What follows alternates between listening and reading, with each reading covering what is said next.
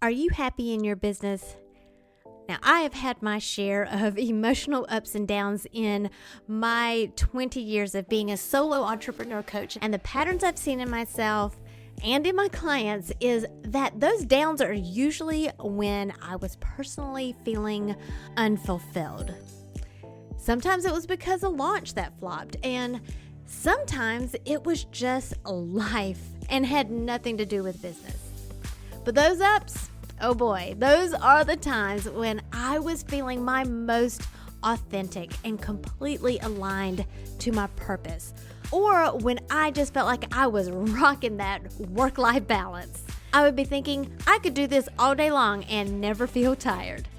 One of my loves is sharing what works for me and what has been working for my clients to achieve this very feeling, full of passion, happiness, peace, and freedom.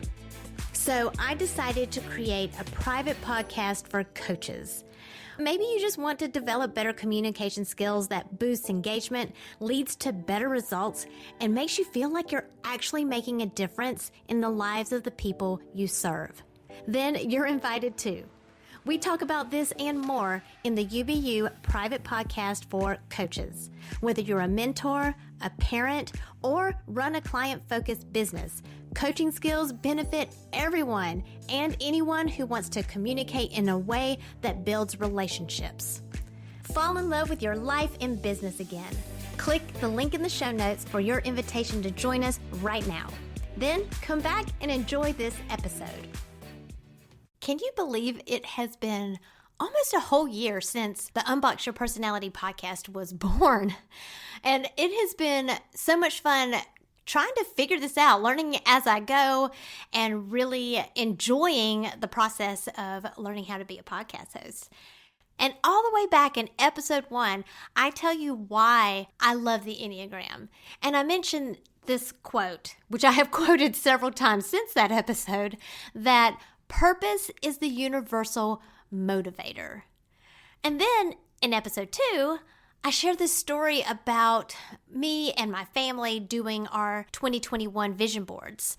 And each of us were creating our own boards, our own goals for the year. But there was one goal of mine on my vision board that I didn't share with you.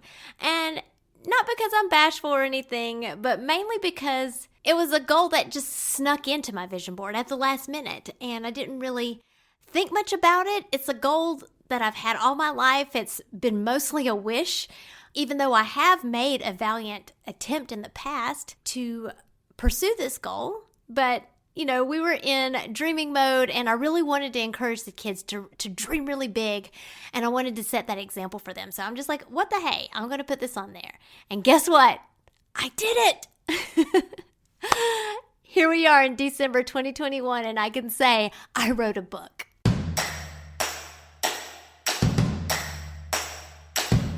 It's time to stop comparing yourself to others and plug in to what is uniquely you. Welcome to Unbox Your Personality, the podcast for coaches, parents, and mentors like you who understand that your happiness makes you more effective at what you do, bringing out the best in others. I'm Jen Higgins, personality strategist and Enneagram fluff remover. Get laser focused on who you are and who you aren't, so you're free to make the impact you were born to make. And have fun doing it. Your personality is your business, so let's get down to business. I've always loved to write. I used to write poems and short stories and even parody lyrics to songs when I was in elementary school. And I can still remember the lyrics to Jose Can't You See, sung to the tune of The Star-Spangled Banner. Can you imagine it? The lyrics are kind of juvenile, but maybe if I'm convinced, I'll put them in the show notes and you can sing them for yourself. But keep in mind, I was a wee Jen. I think I was probably in the 2nd or 3rd grade.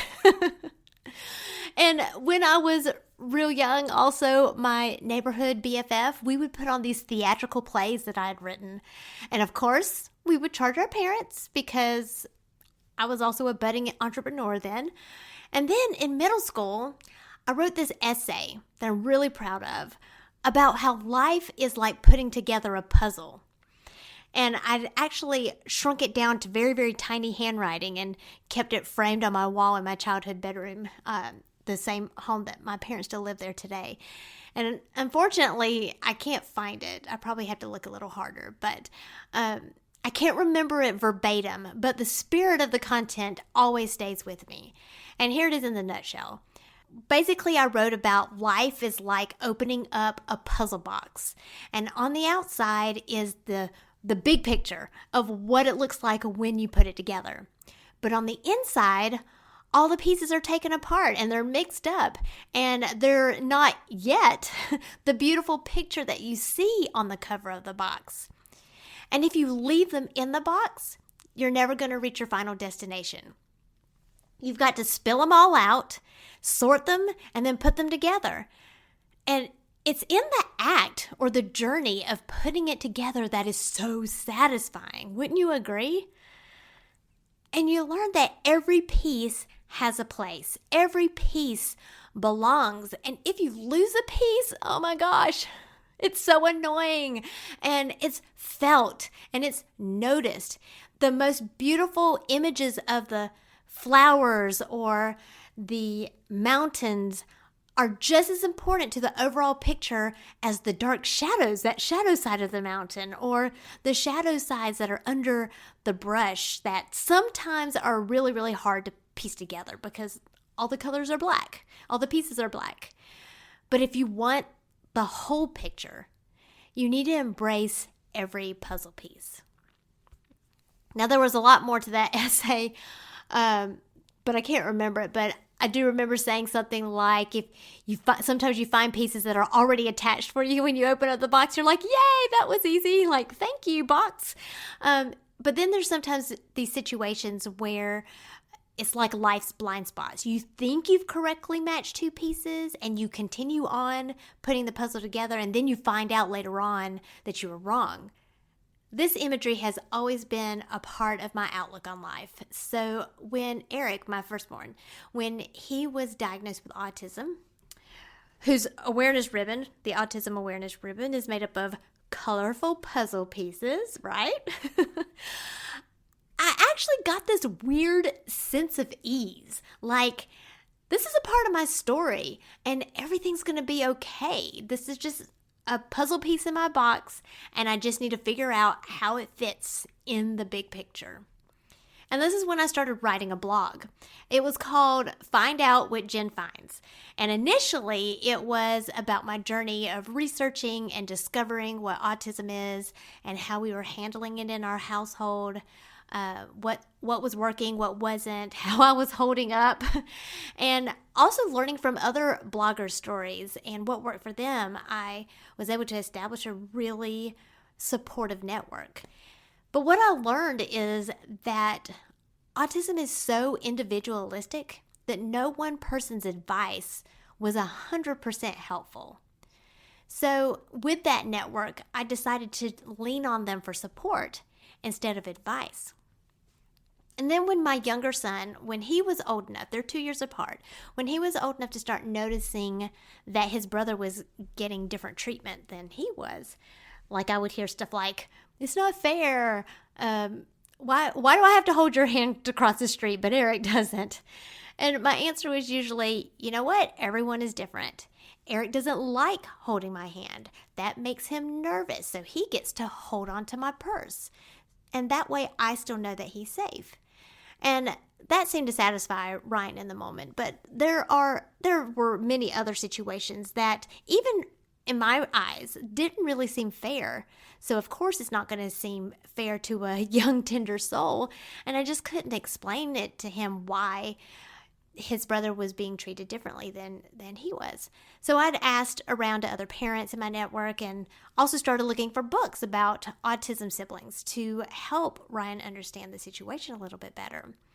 And at the time, I only found all of one book. And that one book was for older siblings who had a younger brother or a younger sister that has ASD. So in his precious 4-year-old mind, after reading that book, he concluded, I wish I was the big brother so that I can do that. So what's a mom to do? Well, I set out to write a children's book for younger siblings. I even met with an artist, his mom. The artist has ASD, and he was going to illustrate the book, and I contacted a publisher. But of course, life happened, and I had some health issues pop up, and ended up just really missing out on the opportunity to follow through with getting the book published. And honestly, I don't even know where it is anymore because I had typed it up on my Palm Pilot. Yep, that just dated me, right? That's how long ago it was too. And I don't even know if it's backed up somewhere or not. I'm sure it is because I was pretty anxious about losing data, so I was an avid backer-upper, but I'm not sure where the backup is right now. So since then, whenever I've gotten the urge to write, I really struggled with what to write about because I didn't really want to write an autism book. I felt like that subject was too vulnerable. And then at the same time, I felt like I was betraying myself because I was denying this piece of my puzzle, right? So I put it off and I stopped blogging, and I just focused on being a great mom to two kids who have individual needs, just like all the other kids in the universe. So actually putting write a book on my vision board was like a gentle nudge from God to say, hey, it's time. And I did it. It's called The Secret to Being You, using brain science and the 9 acknowledgement languages to unbox your Enneagram. I took what I learned about being an autism mom and an ADHD mom, and also some near fatal experience, plus over 20 years of training on personality and helping people understand themselves. And I put it into 14 chapters of stories and examples, and I include a step-by-step framework that you can use every single day to help you implement this information into your life. It's not the Enneagram that's the puzzle. You are. The Enneagram just helps you sort out the pieces.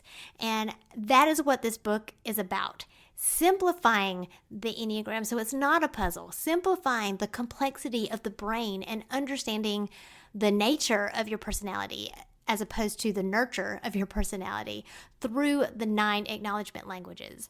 And you know what? It's okay if you haven't taken the 9 acknowledgement languages course. That course is about communicating to build relationships. This book is like the prequel to the course. It's discovering how you like to be acknowledged and how to validate that so that you don't have to rely on external validation. So if you want to grab the book, it's launching December 14th. Use the special link in the show notes because then you'll also be entered to win a signed copy, and there's some other goodies I'm giving away during the launch contest. And then, once you've got your book, spend the next few weeks reading it, and then come back to the Unbox Your Personality podcast for season 2, which will be starting in January of 2022. I'm so excited about this. I'm inviting guest hosts from other podcasts that you love to join me to discuss the topics of the book a little deeper. We're going to dig a little deeper and answer some of the questions that I've already been hearing from the readers who have had an advanced copy of the book. Plus, there will be some bonus content to help you navigate your own journey of unboxing yourself and using the book as a guide. So I hope the new season will be an inspiration and the motivation to start implementing what you've been wanting to do forever, for so long, which is being yourself and living your life. I want to leave you with this thought. You are an individual. You are your own puzzle that needs to be unboxed and put together. No one person's advice is ever going to be 100% helpful, but you can lean on others for support. You can lean on me and the book and the guests on this podcast. But first, you need to know and understand yourself and how you're different so that you can run your own race and complete your own puzzle. Because when you unbox yourself, you unleash your power. Don't forget to grab your book, and I'll see you in season 2.